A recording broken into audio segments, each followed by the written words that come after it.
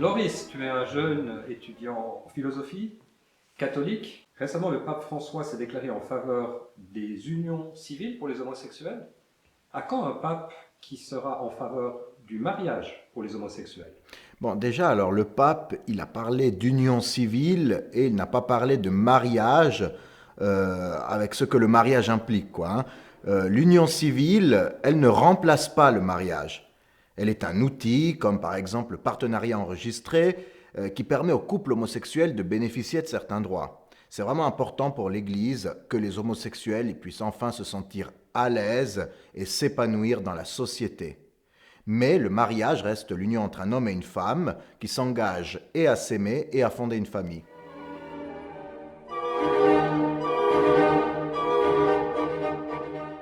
Pas vraiment.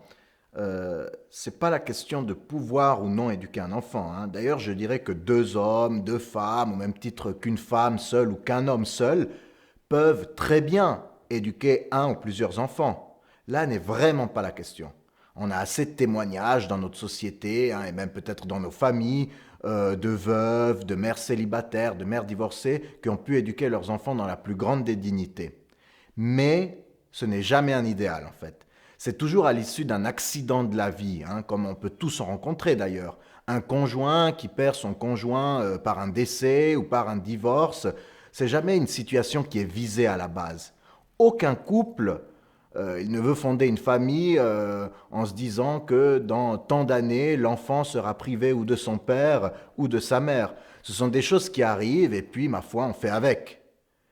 Mais instituer de base, hein, qu'un enfant sera privé de son père ou de sa mère, ça en revanche, ce n'est pas souhaitable.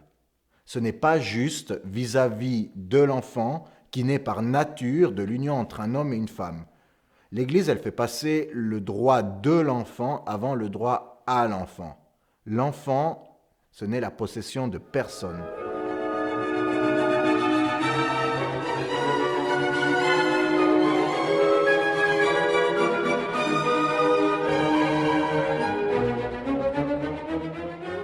Oui, mais attention au contexte, parce que dans le Lévitique, il est écrit aussi que l'homme et la femme adultères doivent être lapidés. Hein, donc, le livre du Lévitique, c'est un livre de loi. Il a été inspiré par Dieu, certes, mais dans un contexte bien précis. Dieu, il a rejoint l'homme de façon évolutive. Il a commencé par se révéler à un peuple, le peuple d'Israël, et ce peuple avait besoin, à ce moment de son histoire, d'une législation bien particulière. L'Ancien Testament, il pose des bases anthropologiques qui veulent que la sexualité, elle ne soit pas une finalité en soi. La sexualité, elle sert à répondre au commandement de Dieu, soyez féconds et multipliez-vous. C'est aussi pour une question d'ordre social. Mais après, lorsque Dieu a envoyé son Fils unique Jésus-Christ parmi les hommes, c'est la loi de la miséricorde, hein, donc de l'amour du prochain, qui a primé sur tout le reste.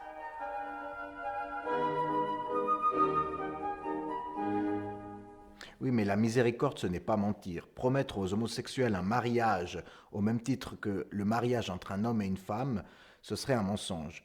Parce que le mariage, il implique plusieurs choses. Déjà, c'est une alliance, hein, qui, premièrement, permet aux époux de s'aimer inconditionnellement et de s'épanouir dans leur couple. Alors ça, c'est aussi partagé par les homosexuels qui peuvent tout à fait s'aimer réellement et s'épanouir véritablement dans leur couple.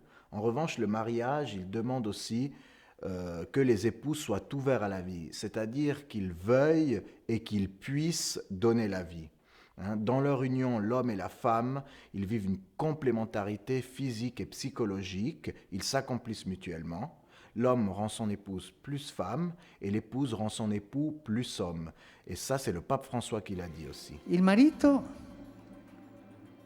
ha il compito di fare più donna alla moglie e la moglie ha il compito di fare più uomo al marito. Crescere anche in umanità, come uomo e come donna.